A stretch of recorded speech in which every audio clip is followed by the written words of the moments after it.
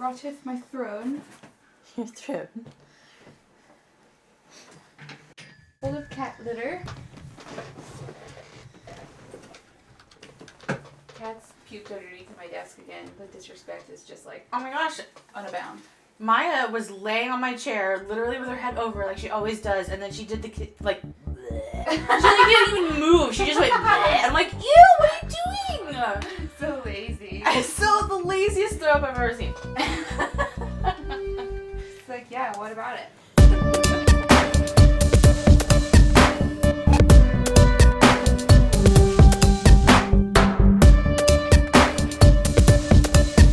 Hello. Hey guys, welcome. I'm Abby. And I'm Shauna. And this is Anxious. And Afraid. We're a podcast where we talk about things that are spooky and creepy. And ooky. And give you anxiety. And us anxiety. Yeah, you love it. We love it. That's why we're all here. Mm-hmm. Welcome. If it's your first time. Or if it's not. Welcome. Welcome. We might be a little off our game. We're both not feeling too great. Low energy episode today. Yeah, that's how it's going to be. It's just how life works. Yeah. But we're excited to be here, even if it is a low excite. Mm-hmm. Always, of course. Yes. So, what's up? What made you anxious or afraid? Yeah, not so much afraid. More, I guess, a little anxiety. But Michael and I finally bit the bullet, and we got a grown-up car. I'm so proud of you. Like, we went to a dealership. It's never the funnest experience. No, I mean, anxiety at the dealership. It's a car dealership. It's not fun. And there's a salesman, and they're pushy. And but we got a RAV, a hybrid. I know. Oh my gosh, I'm so jelly. And she's beautiful. We named her Rhonda the RAV. Rhonda the Rav? I thought it was Big Rhonda. Yeah, it's Big Rhonda when I'm feeling spicy. Spicy. Okay. I love that. Big Perfect. Rhonda. That's so perfect. I love it. Yeah, so that's our baby mobile because I have a 2-door car, which Was not going to work. named her Sasha Fierce, and she's been with me for over a decade.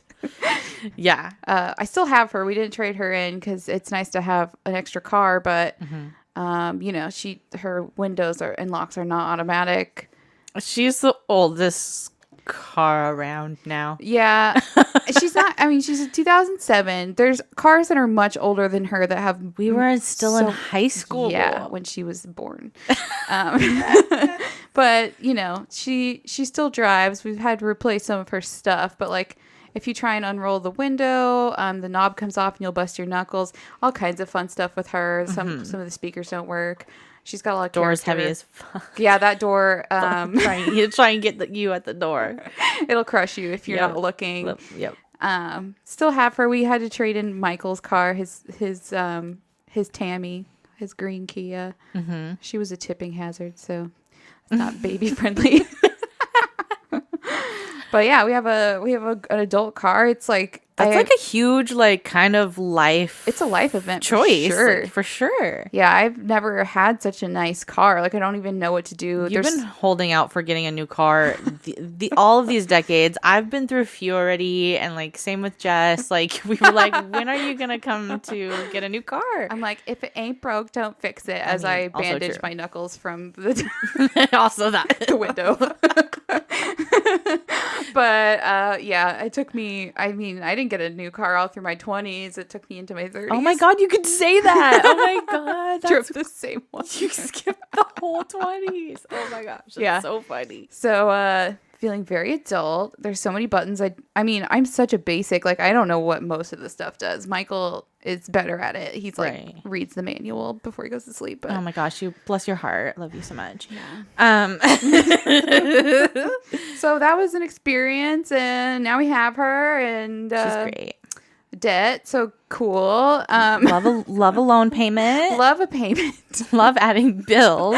Gotta love bills. But yeah, it's good. It's good. Good. Awesome. Great. Love it. Did you have anything? I don't know. I just don't feel good. Yeah, that's fair. Kind of what I'm dealing with still. Fair. But we do have a tiny correction that we were called out on. Oh my gosh. very true. We must address this head on in the front of the show. It's very important. Yeah, our longtime listener, fan of the show, very best friend. We always talk about her. Jessie. Shauna slipped up and said that I was her best friend without saying one of her best friends. So right. And that's a mistake, and I apologize. And clearly, Jessie is also one of my best friends. Yeah, we were called out, so we do apologize. I was set straight, and I was like, you're right. I'm so sorry. She's on her apology tour, starting with you, Jessie. Jessie's wrath is my favorite. We like hung out, and I was just like, I love like kind of like poking at her just because like to see her face. Just like I just love her attitude. Yeah, your little sass cracks me up. She is fun to poke at. And her baby's first birthday is coming up, so that's wild. Oh my gosh, that is coming up. So we're doing that. That'll be like such an event for us friends to like go to. It's like our first friend's baby birthday. I know. Like, she's gonna get cake all up in her face. We have to be social with our children. Weird. With your children. Well, mine's inside. You're still cooking. Yeah, he's like, I don't want to talk to you guys. I'm not ready yet. For a few more months. These bitches be crazy. He already knows. He's like, this is what I'm coming out into. I think I'll stay inside. Yeah. What am I at? 19 weeks now. Nice. Size of a almost mango. Halfway. Yeah. Wild. So wild. And I'm feeling it. Let me tell you. I guess I have a quick little anxious since mine was a little lame.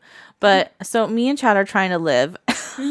I think we have like moments of just like, oh my gosh, we're parents. Everything's hard. Let's just like go out or something like that. We've been having moments where we had to go see a movie or go to like the arcade, which has been really fun. Yeah. I'm happy for you guys. Get cabin fever. You got to get out. Right. While it's like still kind of nice out, I guess. But we got spontaneous concert tickets, which we shouldn't have done, but we did. And it's for our favorite band, The Killers, and they're like 2 hours away, so we have to drive up there. Because it's Portland? Mm-hmm, and then drive back. We're not staying. That's kind of one of my conditions, but I might regret it. Yeah. Driving back late at night. I don't know if my 31-year-old body can handle it. Oh my God, that's a lot. It is. And Rylan's going to be staying the night at Grammy's house for the first time, like overnight. And I'm like, oh, I didn't think about this. And I'm not like emotionally ready to think about that. Yeah, that's a big deal. That's literally happening tomorrow. So. Oh shit, it's tomorrow. Wow. Yeah. Well, good luck. I'm sure she'll be fine. Oh, she's going to be fine. She's the most perfect, easy baby. She sleeps through the night. I'm just having like a moment. Attachment issues. Sure. That's understandable. Yeah. So that's an interesting feeling growing up as a mom. But like learning to be my mom, I'm just like, oh, I can't, like decisions are harder to make. Like, just going out and figuring out who's going to watch her, or like, just like now I have to think about her, and being away from her just like it's hard. It's logistics weird. For sure. Yeah. We have concert tickets that I have a feeling we're not going to. Oh yeah, that's coming up too. I was an idiot. Well, that was before you were pregnant. Yeah, I bought them pre-pregnancy, and I looked at the tickets again, and it's like on a Tuesday night, and we have to work the next day, and I was like, I don't know about that. I'm so tired all the time. Yeah, you're at that point where you're just like, you can just do work and do whatever you can at home, and then you're out. Yeah. And I was like, I love Father John Misty so much, and I'll be so sad, but also, I just don't know. Yeah, we might still attempt to try to go since it's in town. I don't know. Yeah, it's a busy week. There's too many things happening in this like 1 to 2 weeks time span where I'm like actually anxious to do everything because I'm not used to doing so much. Yeah, it's a full plate. Yeah. I don't know anyone else that likes Father John Misty. I'm like, maybe I should just give my tickets to somebody. I don't even know who that would be. I might know somebody who might have not gotten tickets who wanted to, but maybe have not. But I can ask her. Okay, we'll talk after. Okay. maybe I can make someone's day. Yeah, I'll have to ask. I don't think she... Okay, we'll do... Yeah. Okay. Michael's rooting for me not to go. I think he doesn't want to deal with that. Our boys are like that. In the middle of the week. Rather not do anything. He's like, yeah, you're so tired. You're so tired, baby. You're growing like such a baby in your stomach, and you're so tired. Baby. Yeah, so we'll see. Adulting is hard. Mm-hmm. Well, should we begin? Let's do it. Okay. Well, episode 101. Wow. 101. 101. Oh, that's why you said I did not understand why Michael said 101 earlier. And then you're like, 101. I'm like, I don't get this. You're like, happy to be here. I'm just going to nod and smile. I'm involved. So dumb. Okay. Duh. 101, baby. We're into the triple digits. Crazy. Maybe there's a Dalmatian joke in there, but I can't. No, that's lame. Forgot about all those puppies. Okay, so today I prepared for you a story full of mystery. I love mystery. Right? It's a tale that will leave you with more questions than answers, but hopefully a story that you will find as interesting as I did. Today we will be discussing a story infamously referred to as the ghost blimp. The ghost blimp? Like an actual blimp? Yeah. What? We're bringing it back to blimps. I like talking about blimps. I know. Who could forget the Hindenburg? Such a good episode. Yeah. So I don't think this story is going to be quite so devastating as the Hindenburg, but it's going to be a journey, and I think we're going to find it very intriguing. A ghost blimp? Okay, I'm so confused. Go. Yeah. Okay. So honestly, I think this is one of my all-time favorite mysteries. Really? I've covered. Yeah. I just had such a good time researching the story. It's so weird. Oh, goodness. So you haven't heard of this one? No. Okay. Good. That's more fun for all of us. You're welcome. So where's my favorite source to find a good mystery? A book. Well, close. The iconic show Unsolved Mysteries. Oh. I first learned of this tale while watching that show, and I thought it would be perfect for our show. I also got a lot of really good info from an article on historynet.com, and I'll link all the sources in the show notes and at the end of the episode, like I always do. Okay, so this is another World War II story.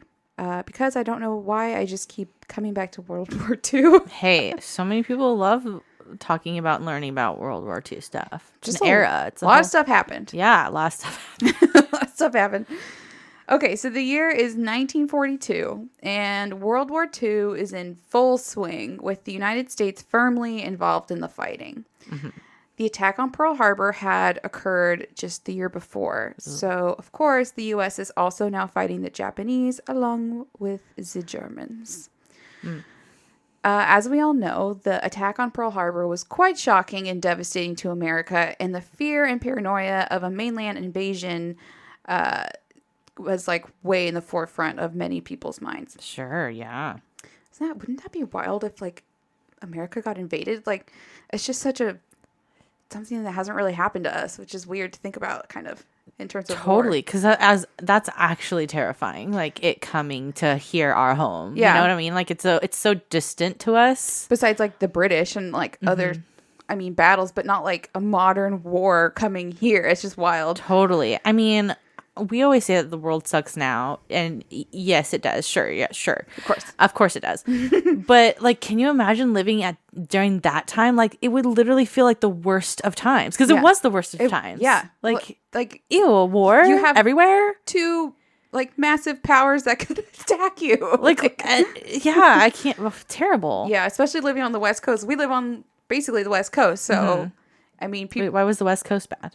Because, that's where you can get attacked is on your coast from, right. like, ships and stuff. You're right. And the West Coast is closest to Japan, so, Pearl Harbor, hello. We're really close to that. Okay. Yeah, so scary. It was a really scary time for people living in that area. Wow. So it wasn't long after Pearl Harbor that Japanese submarines began patrolling the West Coast. Submarines are scary. Yeah, and they were legit off of California's coast. Like, I was reading about it. I was like, they don't talk about it a ton, but there was stuff happening pretty close to home. Like, yeah, creepy. So they would patrol the West Coast in order to hamper war efforts by doing as much damage to shipping vessels as they could, quickly sinking half a dozen shipping vessels off of our coast. Wild. Wow.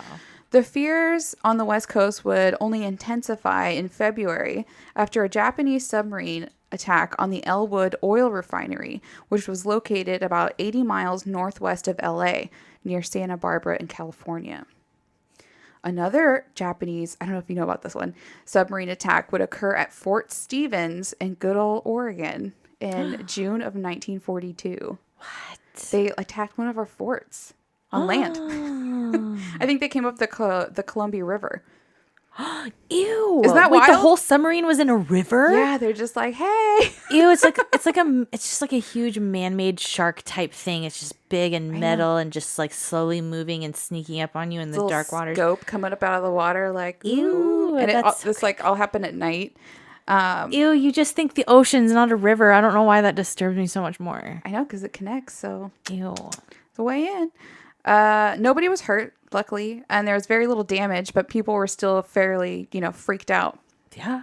Sadly, though, these attacks would influence the shameful decision of interning Japanese citizens in the U.S. Which is not a good look, America. That was Not cool. Not cool. You really haven't been chill.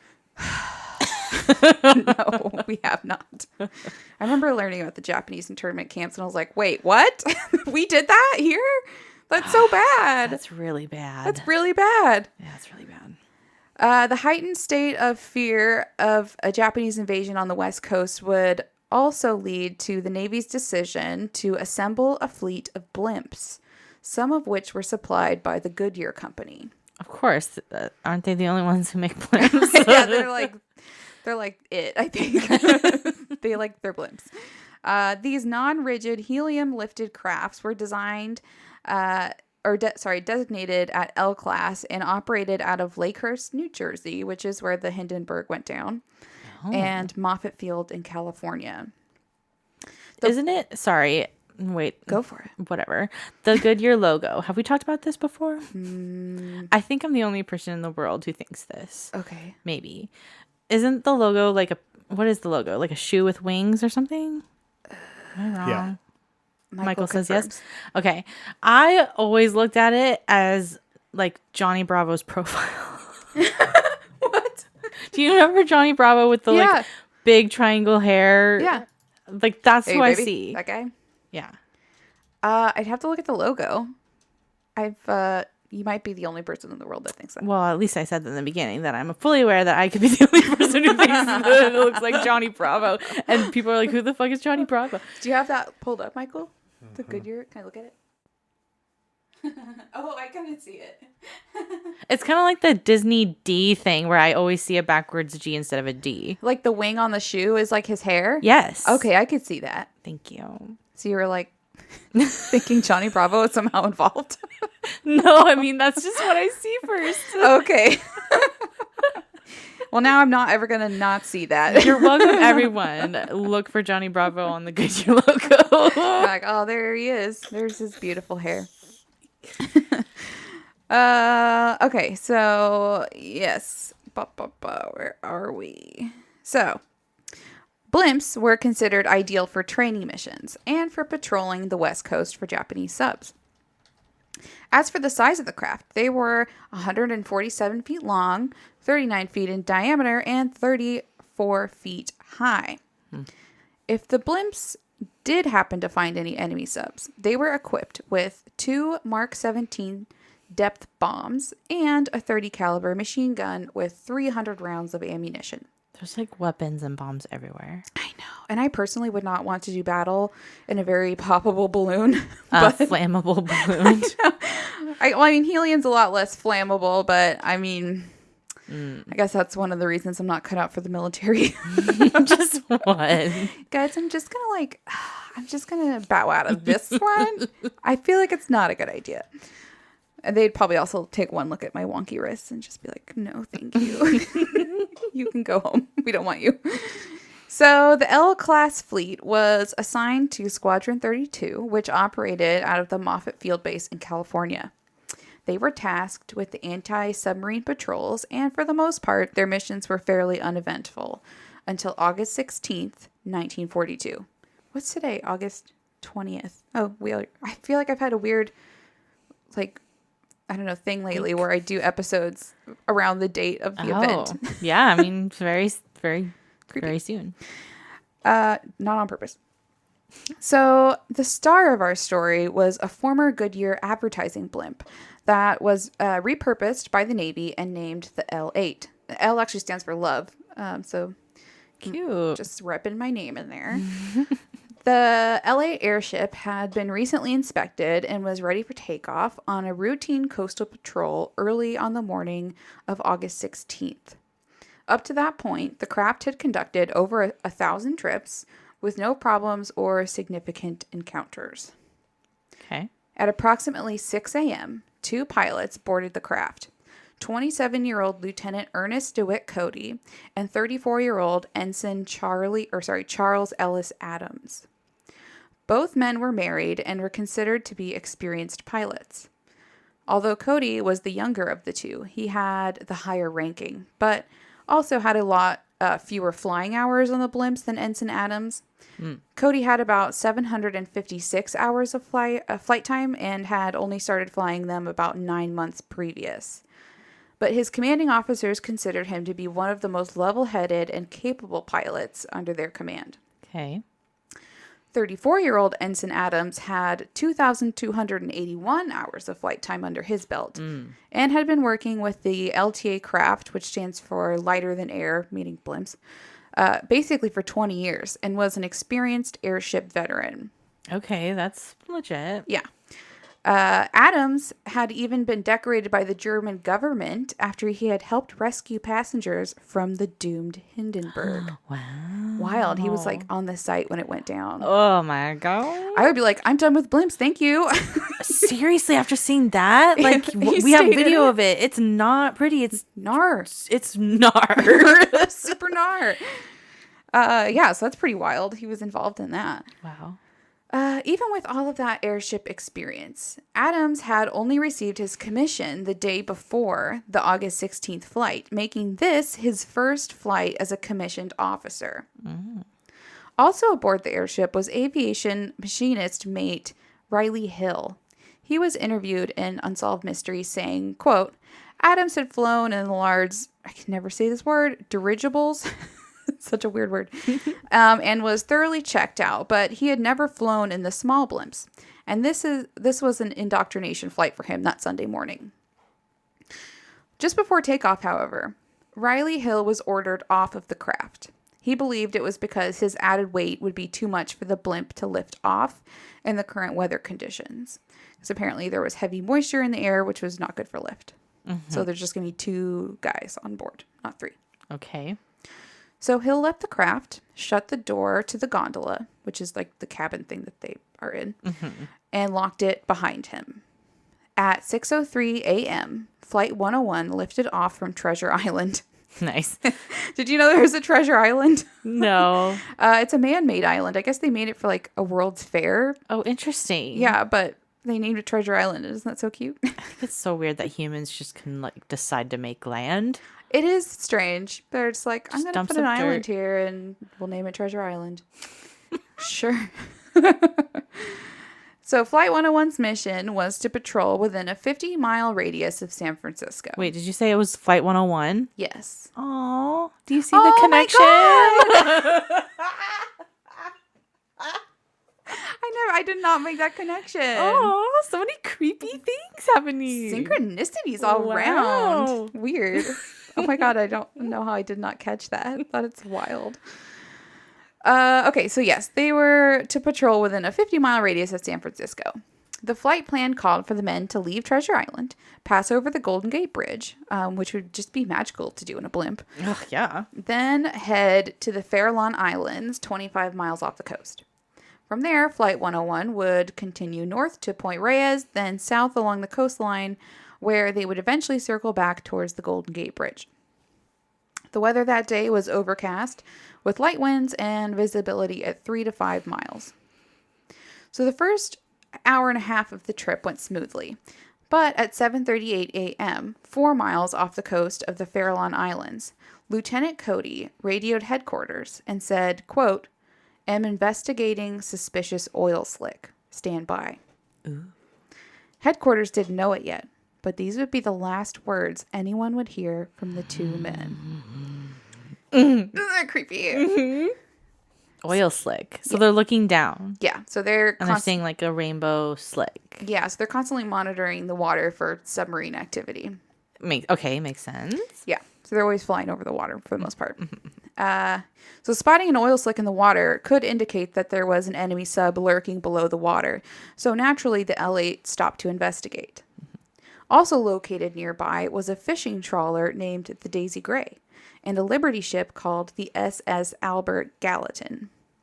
Both ships witnessed the airship drop 2 smoke flares on the location of the oil slick, which would make sense if they were trying to mark the location for the U.S. Air Force flying overhead to investigate. Oh, smoke flares, you said? Yeah. Okay. Or to mark the location for themselves.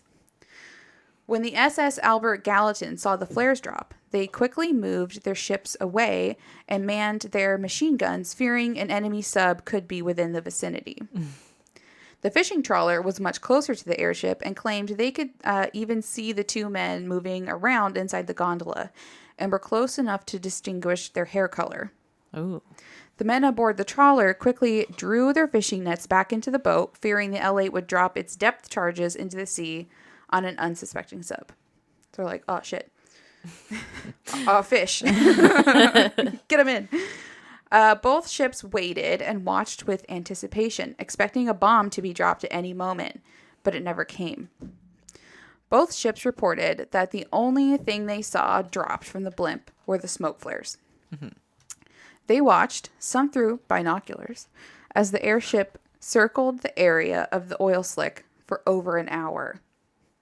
The blimp flew 200 to 300 feet above the water, and at one point even descended closer to the water until it was only about 30 feet above the waves, as if it was going in for a closer look. Okay. It's kind of a long time to be circling around, right? Like over an hour? Yeah, and like it's a big blimp. Yeah. Close to land. Like, so that's like unusual to see. Right. I mean, water, I should say. Yeah, so they're in the ocean. But I mean, these other 2 ships are like watching this whole thing happen. Like, what the hell? Yeah. Oddly, during this entire sequence of events, headquarters were met with radio silence from the L8. They never checked back in after that initial call. Headquarters tried to get back in touch with the 2 men, but were met with silence. Okay. Apparently, it wasn't totally out of the norm for the airships to lose contact during patrol, but when they still hadn't been heard from at 8:50, 2 Kingfisher float planes were ordered to head out and search for the airship. A signal was also relayed for other aircraft in the area to be on the lookout for the blimp. Mm-hmm. Then, shortly after 9 a.m., the L8 dropped ballast and rose back into the air on a controlled flight back toward San Francisco, instead of its intended route to Point Reyes, which was in a different direction. As far as the fishing trawler and the Liberty ship were concerned, nothing seemed to be out of the ordinary with the blimp. It just seemed like it had been, going about on a routine patrol. Mm-hmm. Sadly, though, this sighting would be the last time either man aboard the airship was ever seen again. That's creepy. It's very ooky spooky. Now, the sighting of the blimp over the next couple of hours is varied and a little confusing. Some contradicting each other or placing the blimp in a location it could not possibly have flown to in the time allotted. But I guess that's just the mixed bag that comes with eyewitness testimony. There's a lot of testimony that was just like, you make that up. Yeah. You just want attention. After the L8 was seen leaving the area of the reported oil slick at around 9 a.m., the next sighting would be at 10:49 a.m. Okay. When a Pan American Clipper pilot reported seeing the airship flying over the Golden Gate Bridge. The pilot reported that the flight appeared level and controlled, nothing really out of the ordinary, and seemed to be heading back towards base. Okay. The next reported sighting was at 11 a.m., so that's only like 10 minutes later, by one of the Kingfisher float planes that had been sent to search for the blimp. They said they saw the airship 3 miles west of Salada Beach, rising through the hazy overcast at about 2,000 feet on a seemingly controlled flight. So there's still no communication with the men in the blimp, but there's sightings of it. Correct. Weird. Very weird. So they're up at 2,000 feet, which is high. Is that high for a blimp? It is high for a blimp, or at least that blimp. Moments later, the blimp began to descend and disappear into the clouds. What was strange about this sighting was, one, it would be really difficult or impossible for the blimp to travel that far from the first sighting only 10 minutes prior. And two, the pilots would have known that flying at 2,000 feet was not recommended, as that altitude was close to the blimp's pressure height. I mean, is it too early to say aliens were involved? It's definitely a theory. Good. Once the blimp flew too high, its valves opened automatically to start venting helium in order for the gas cells not to burst from the pressure. So it was highly unusual that the pilots would have ignored those parameters. The next sighting of the blimp was by an Army pilot who claimed to see the L-8 near Mile Rock and said everything seemed normal. He thought that the blimp must be headed back towards Treasure Island. The L-8 was again spotted by a man named Richard Quam, who was an off-duty seaman.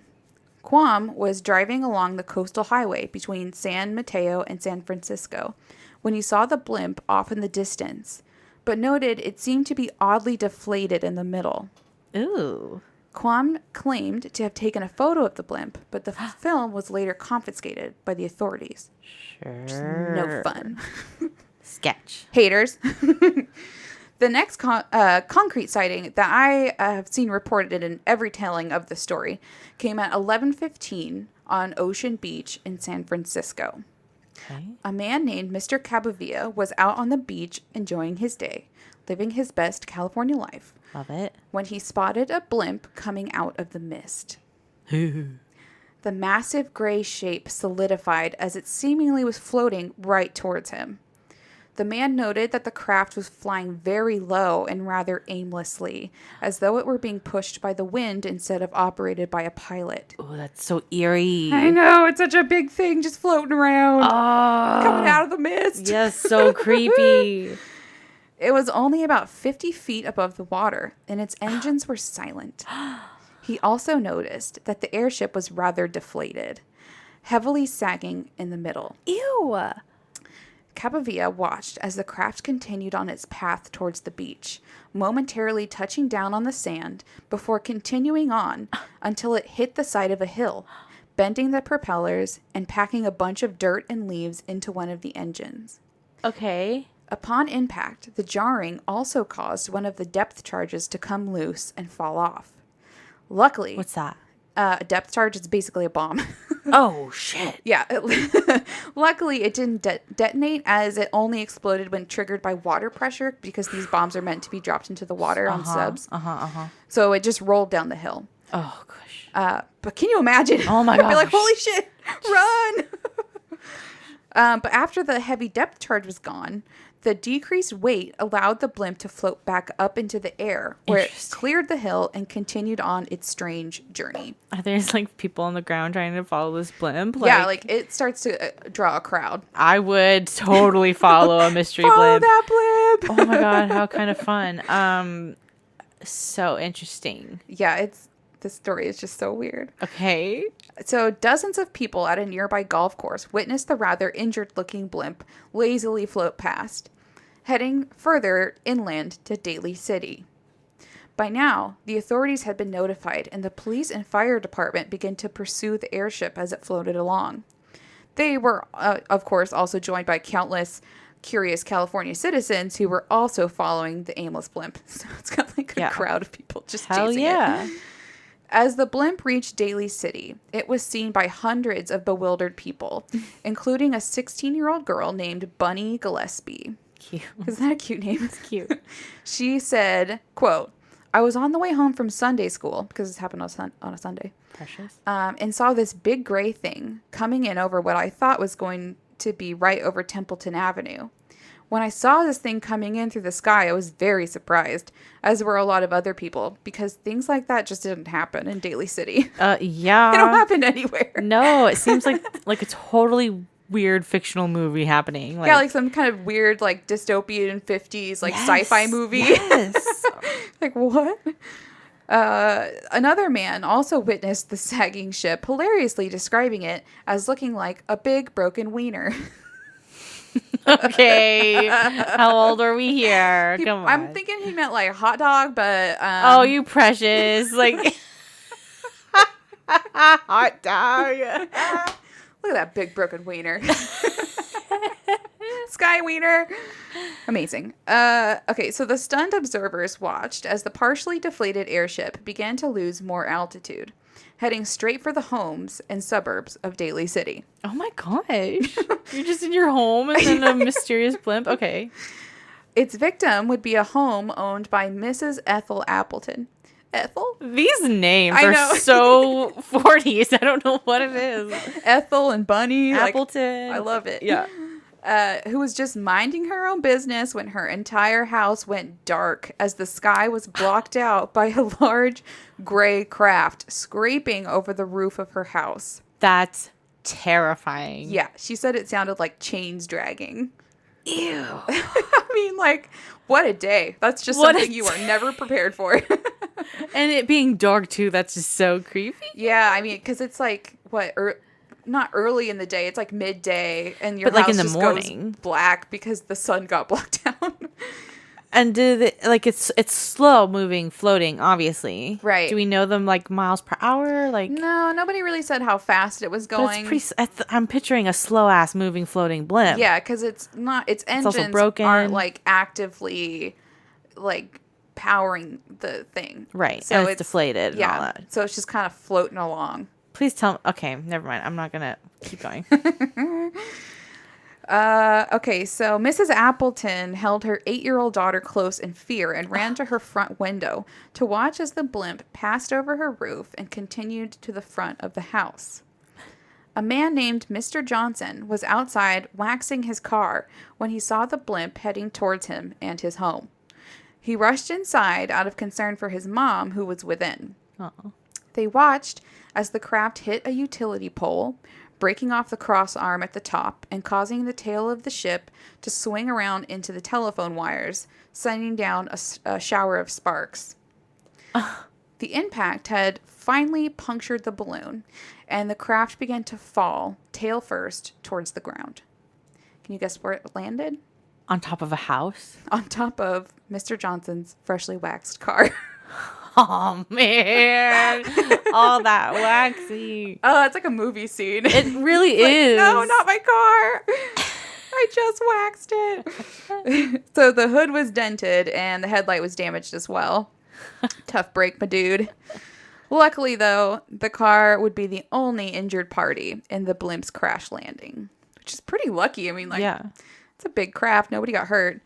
The people and officials who had been chasing the runaway blimp converged on the scene. Bunny Gillespie arrived just after the landing, saying she had missed the initial landing. But when she got there, it looked like a great big gray monster with the gondola jutting up towards the tops of the houses. It was huge.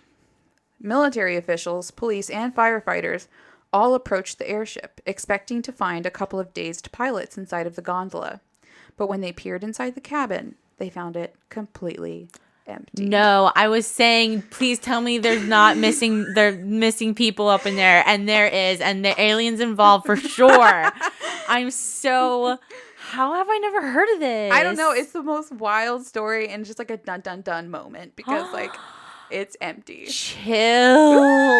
And before we continue on, I think we should just take a quick break. Wow.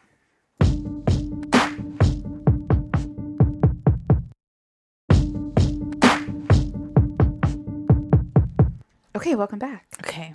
Ready for the mystery to continue? I've taken a couple deep breaths, so. Me too. I'm ready. Okay. So, the immediate area was searched, but there was no sign of Cody or Adams, and it would have been unlikely that they could have escaped without detection upon landing after gathering such a large crowd that was watching this. Sure.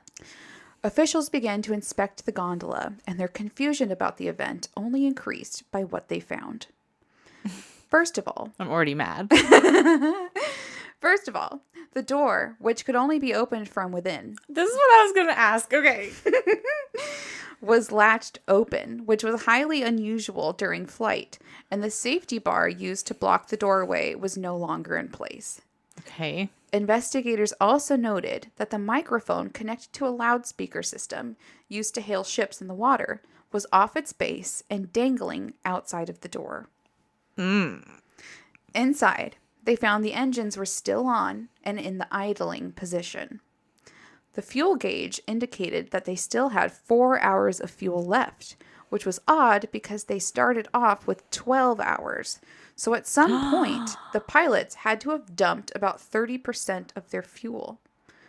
An unlikely maneuver that was sometimes done in an effort to quickly lose some weight in order to rise quickly. Oh, interesting. I was going more towards the direction of like just time loss. Yeah, like because I'm still on the alien boat some here. kind of wormhole. Yeah, like there was some sort of time warp. Yeah, because that's of definitely the aliens. A theory at the end. Like, yeah, some kind of weird. That's pretty common in like abduction stories. It's like time loss. Like, right. You're driving and then you look at the clock and then you're 3 hours ahead. Yeah, and in this case, you have like the proof of gas being gone. Interesting. Okay. So hanging on the hooks inside were 3 untouched parachutes and 1 life jacket. 2 life jackets were missing. But that made sense, as the pilots were required to wear them during flight. Oh.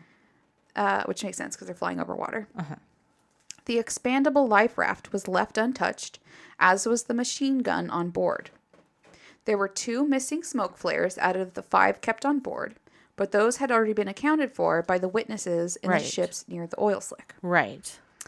The radio was still perfectly functional, turned on, and working, and eerily, Lieutenant Cody's cap rested on the instrument panel. Ew, his hat? Yeah, his hat. Oh, eerie. It's so eerie. Inside, officials also located a locked briefcase containing top secret codes still untouched and in its rightful place behind the pilot's seat. Sorry. That's right, Roscoe. Roscoe has input. The briefcase was weighted so that if the craft became compromised, the case could be thrown overboard where it would sink to the bottom of the sea. Uh-huh. But that wasn't done. Okay. The only thing really missing was the men.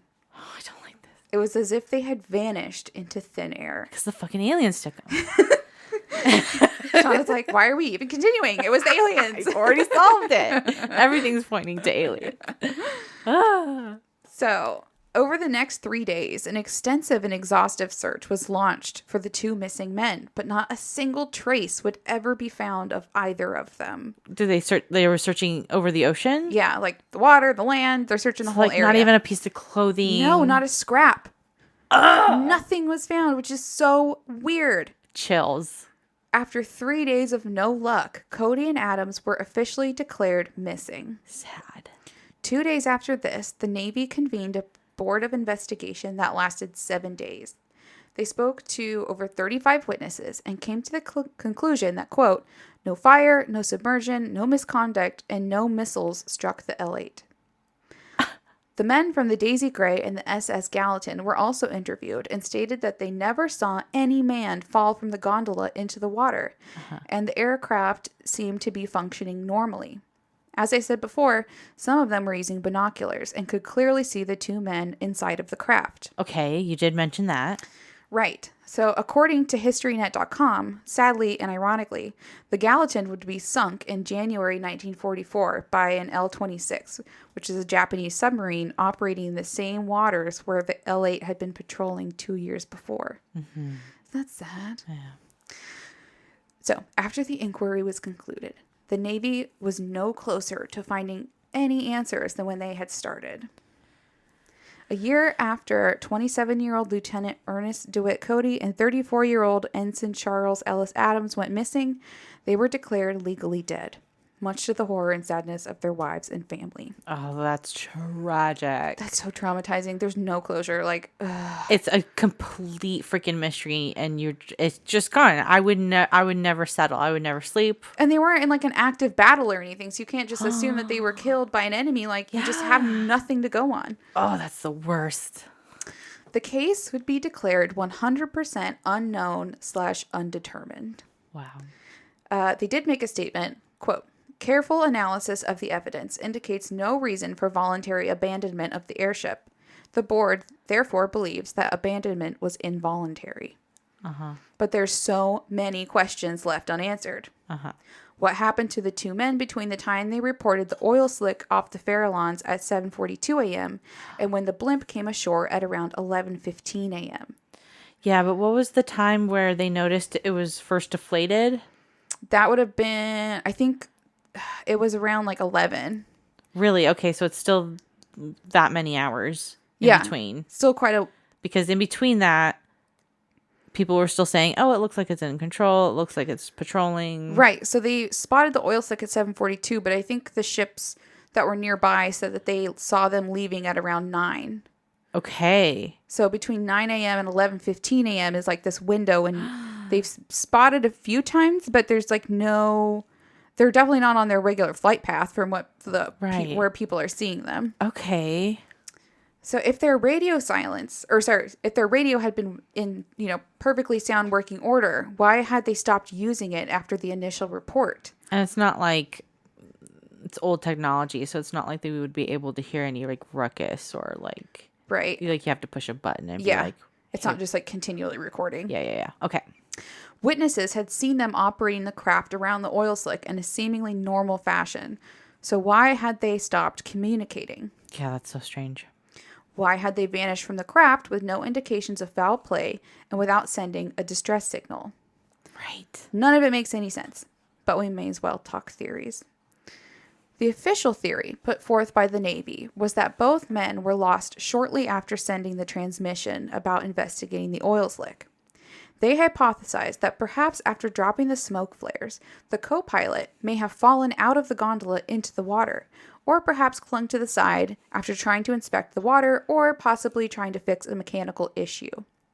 He would have cried out to the other pilot who, in his haste to rescue the other man, did not deploy a life raft or report to headquarters what was happening. In his attempt to rescue the other man, he also fell overboard. The sudden weight loss of the ship would cause it to float upwards high into the sky, as was witnessed later on in the day. After it climbed too high, the automatic pressure valves would have activated, releasing helium and bringing the craft back down, which is why it was partially deflated when it landed. Okay. I mean, it makes sense. In a way, but... Right. So, supporting this theory was the microphone dangling outside of the open door, as if the pilot had been attempting to communicate with the co-pilot, who may have already been in the water. Okay. It was also... it has also been said that this is why the craft descended to such a close range above the water, so that the pilot could search for his fallen co-pilot. Aw, sad. There are issues with this theory, though. Most glaringly were the nearby witnesses on the fishing trawler and Liberty ship who reportedly saw none of these things happen. And they saw the blimp leave on a controlled flight path. I also saw one source say that if the first man had dropped from the initial height of around 300 feet, the drop would have been devastating and he would have immediately sunk. Oh, interesting. Okay. Which is like, okay, but what about the life jackets? They were both wearing life jackets. So it would have to, even if he like died on impact, you would still think he'd float. Like nobody in the articles ever mentions the fact that even if they did fall in, wouldn't they still be floating for at least a little bit? That's also true. The jackets were also reportedly bright yellow. Wouldn't the other ships have spotted such a bright color floating in the water? Okay, this is not right. And even if they didn't see them, wouldn't some trace of their bodies still eventually be found? Right. It's not like they're in the middle of the ocean. They're near land. That's true. Also, they had this loudspeaker system. If the pilot had been using that to communicate with the co-pilot, wouldn't the other ships have heard that as well? Or they were close enough to hear that? I don't know, but I mean, it's a loudspeaker. Like it's loud enough to hail ships when they're in the air that are in the sea. So I would think it would be loud. Yeah. So that was another problem I had with that theory. And if the pilot had time to use the loudspeaker, why would he not also have informed the command of the situation at hand? I mean, they said they were flying around that area for like an hour. Yeah. Let's see. So, both men were experienced pilots. They would have known to report back to headquarters for help. And if there was, in fact, a mechanical issue with the ship that the co-pilot had been trying to fix, why would they also not have reported that along with the suspicious oil slick? So that doesn't make sense to me either. True. I also saw a theory that the men were attacked by sharks after falling into the water. I mean, I did think of that for a hot second. Sure. Apparently, there is a large population of great whites in the area, but again, seems unlikely that this would have been missed by the nearby ships. Blood. Yeah, a shark attack is kind of a thing. Messy. Yeah.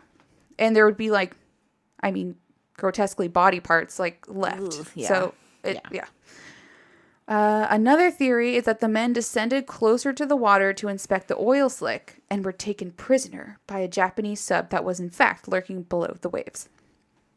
Again, how would this have been missed by the nearby ships? True. Why wouldn't the Japanese have confiscated the briefcase with top secret info in it? True. The theories from here just get wild and more wild, so strap in. I mean, I still think it's aliens. Oh, it's coming. So the two men were actually spying for the Japanese and met up with them at a later point to escape to Japan. What do you call that? Besides Espionage? Double spy? Double agent? Double agent? So that's one theory. There was a stowaway on board who possibly killed both pilots and then, I don't know, also fell overboard. No. The two pilots were in a steamy love triangle with an unknown woman and in a jealous rage killed each other. Or one killed the other and then escaped and or fell overboard. No. I didn't see this one online, but hey, maybe they fell in love with each other and then ran away to the sunset to start new lives. Aww. That's kind of sweet. That is sweet. Perhaps they just went plain old AWOL. Why would they leave their families? I know. It doesn't make any sense. How about a rogue wave? Why not? Well, fun. Just throw that in there. There's always a rogue wave. Interdimensional time shift. Some Bermuda Triangle shift. Or shit. They disappeared into an alternate universe, maybe. Yeah. I mean, Doctor Strange showed up and opened this portal for them. They're like, cool, let's go in. We're just going to leave this blimp behind and see what happens. And of course, our favorite go-to theory, they are abducted by aliens. I mean, I really don't think it's that crazy. Am I that crazy that I don't think aliens are that crazy? You're of course, aliens. That's the only plausible explanation. I mean, if nothing makes sense, it's aliens, right? That's the common denominator. It's aliens. I mean, that theory is as good as the rest because we are never going to know the real answer, unfortunately. That's infuriating. It's been so long already. I know, and if nothing has been found up to this point, it's probably just never going to be solved. That is so eerie. Ew, wow. You're right. This is one of my favorites that you probably said. This is so weird. So weird. As for the fate of the infamous ghost blimp, it was quickly repaired and put back into service as a training vessel. Oh. After the war, the blimp... haunted by the two men? You would think. I would not want anything to do with that blimp. After the war, the blimp was put back into use in sporting events under the Goodyear Tire and Rubber Company. They just took it back. Where it was renamed America. That's weird. I feel like they shouldn't have reused it. Yeah, this has got some bad vibes. This is a mystery. Two men mysteriously left. I feel like you should put that in a museum and shit. Well, so it did its route, with sporting events. But then eventually it did find a home at the Naval Aviation Museum. Okay, good. In Pensacola, Florida, where it is on display and remains to this day. Sports tainted it. It's not as good. And isn't it weird? So it did the sporting events from 1969 to 1982. And there were so many people that would have seen it that had no idea that it was this infamous blimp. Mystery blimp where two guys mysteriously left. Yeah, they're just oh, it's a blimp. It's a famous blimp. Wow. That's just wild. I definitely would totally go see that if I ever find myself in Florida. Yeah. But yeah, it's such a mystery. It's so tragic that their families never got any closure. I can't imagine living with that. It's just, but so upsetting. Yeah, I'm sorry for those people. And that, folks, is all I have on the mysterious ghost blimp incident. Wow. Great job, Abby. That is a story. I don't know how I never, ever heard of that. It's not super like overdone, and which is wild because it's such a weird story. It's like extra eerie because it's a slow moving large craft that isn't in working condition, and then the guys aren't there. They're just gone. And people saw them in the gondola leaving the scene. Like they supposedly saw them leaving. So they had to have disappeared after they left the oil slick. But like, and there's hours of witness sightings of all of this. Yeah, and even though like they weren't communicating, even though they were like people could see them in the gondola for that time, like why weren't they communicating? Yeah. It's just so weird. Oh. There's so many questions. These kind of stories like make me so mad because I just need answers so much and I know I'm not going to get them. Yeah. Wow. Well, I feel some type of way. Me too. Unsatisfied. Yeah. Angry, excited, upset. Do you guys have any other theories? Michael, what do you think happened? It's unknowable. Aliens. He knows it's aliens for sure. He's just not going to say it because he's smart enough not to say it. Yeah, it's just, I think there was a video I was watching where they were talking about like a time rift or like, you know, like Bermuda Triangle shit, like, you know, lost time and there was lost fuel and why. That's also so strange. I mean, I guess there is the explanation of like, I guess dumping some fuel, but there's also sightings of it where it couldn't have possibly have ended up. So it's like, maybe there was just bad witnesses, but if they weren't bad witnesses, like how would it have appeared in two different areas in a time allotment where it just couldn't have possibly gotten there? So there's just so many weird. That's even an extra weird element. Yeah, that you don't even think about. Ugh. I'll definitely post pictures. The ones that there's like one with it flying partially deflated that is just the weirdest looking shit. It is just like, that is so eerie. I can't believe there's pictures of that, but I want to see them right now. and it just lands in the middle of the suburbs. Unlike someone's wax car. Yeah, that's so strange.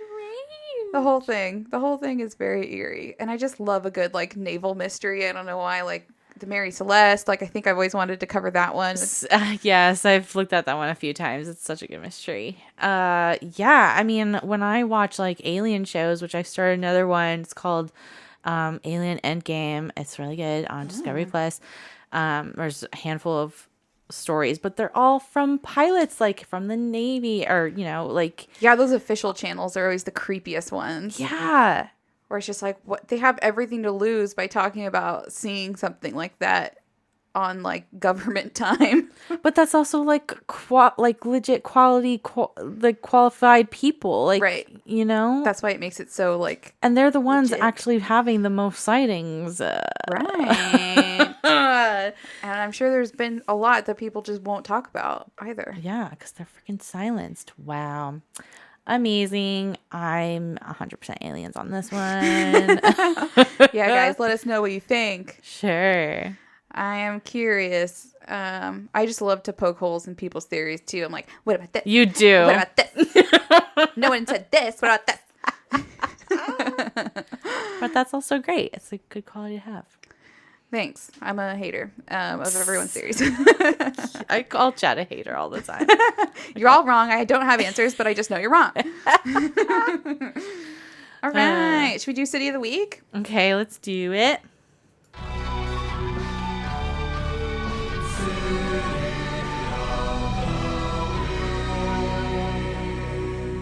And this week goes to Detroit, Michigan. Hey, Michigan. That? Is it Auto City? Is that what Detroit is? I have no idea. Sorry if I got that wrong. I don't know anything about your city. Thank you. Super. I love your support. Thank you so much. Motor City? Maybe that's what it's called. Motor City. Thank you for your support. We appreciate you for being a top listener this week. For listening. If you want to be top listener, binge the shit out of this show. We have 101 episodes now, so truly bingeable. Some binge-worthy things. Yeah, you could listen to it for like 2 days straight probably and hate us. Yeah, for sure. What about, let's see, what are we watching? What are we listening to? Shauna, you go first. Well, I kind of mentioned this before. One of our spontaneous dates that me and Chad had went to go see Top Gun in the movie theaters.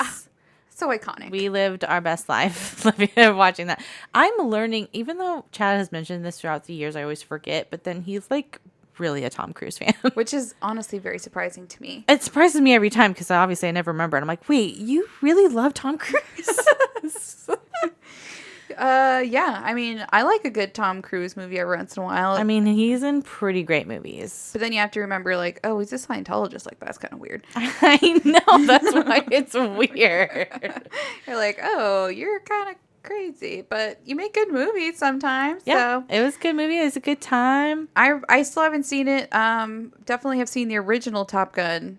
Yeah, I had to watch the original. I hadn't, so I had to watch it before we went. Yeah, just making watching or like waiting for those guys to make out the whole time never happened. So 80s. It's so stereotypical. Very 80s. I mean, that movie's doing really well. Like Top Gun, it's like, oh, it's like, isn't it like one of the highest grossing movies? Yeah, I was surprised. I was like, okay, I guess people are super into this. People are really into it. I mean, I get it, but like one was enough for me, you know? Yeah. But that was fun. So that's what I watched. That's it. What about you? Cool. What about you? Well, we've just been watching Orville, which is like another space show. Oh, is that the one with Seth? Yeah, Seth MacFarlane. Oh, and it's pretty good. Yeah, we're enjoying it. It's pretty enjoyable. It's kind of like a Star Trek ripoff, but yeah, it looks like it. Yeah, even like the music and some of the references. So I think they're kind of doing it on purpose, but it's good. Nice. And it's, Seth MacFarlane, so there's some good jokes in there. It's pretty good. Yeah. You guys will actually be really proud of me. I finally watched What We Do in the Shadows. Such a good show. We still have to finish that show. I don't know why we paused, but well, I also haven't seen the movie. Like, I'm the one way behind because like you and Jesse bond over that. I'm like, wow, I'm really missing out on this. It's so good. And it's really funny. I really enjoyed it. We started the show a couple episodes in, but then I was like, let's wait because like Halloween's not that far away and I like want to be spooky on Halloween. So we paused it and we're going to finish it then. Nandor and Naja. It's so they're funny. So good. I love them all. All those actors. Like, I hadn't seen most of those actors in anything else. And I was like, these people are hilarious. Hilarious. So great. Good. If you haven't watched that show or a movie, the movie's amazing. Yes. Watch them. I don't have anything else.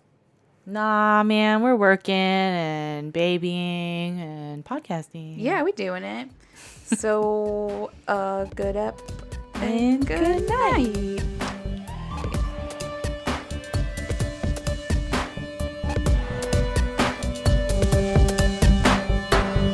All right, my sources. I watched the TV show Unsolved Mysteries. I watched a YouTube documentary by Wartime Stories. Went to wikipedia.com, historynet.com, smithsonianmag.com, warhistoryonline.com, allthat'sinteresting.com.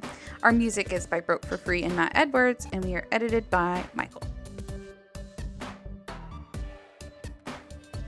All right. Should I list our social needs? Please do. We have a lot of our things at Anxious and Afraid the Pod. So that's our handle for both of our Facebook page and group, along with our Instagram and Gmail. We have a Twitter at AA the Pod. You can support us on patreon.com/anxious and afraid. If you do that, you get some pretty nice perks. You get ad-free episodes that are released a whole day early, and you get a free sticker. You can also support us for free if you can't do any of that by leaving a rate review. You can subscribe to the show, tell your friends. Yeah, we would appreciate all of it too.